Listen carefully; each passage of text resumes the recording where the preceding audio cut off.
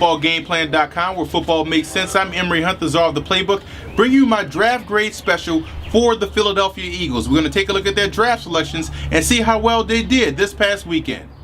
Now, the Philadelphia Eagles had a boatload of selections. They made the most with their picks. You look at Danny Watkins. I like the player. What I have a concern is he's going to be 27 years old as a rookie, and how long he's going to be effective, and that's the only thing. But there's no doubting his talent. You look at Curtis Marsh out of Utah State, solid playmaker for the Aggies. And looking all the way at the 7th round, Stanley Havili out of USC should be a solid playmaker for the Philadelphia Eagles. Now, you look at what I like most about the Eagles draft. Jaquan Jarrett is a guy that I've been on for a long time.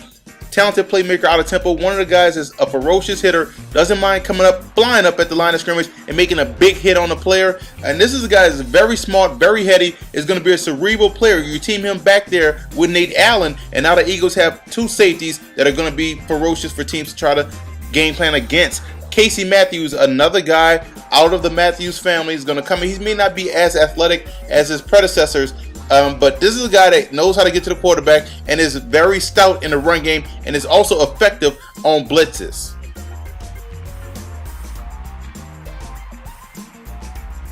Dion Lewis is my 3rd rated running back in this draft. This guy reminds me a lot of Warwick Dunn. His ability to pick and slide through a hole and burst through it. Yes, he may not have the long speed, but he always was able to rip off a lot of long runs. And he can also help you out in the pass game, where he will remind a lot of Eagles fans of Brian Westbrook.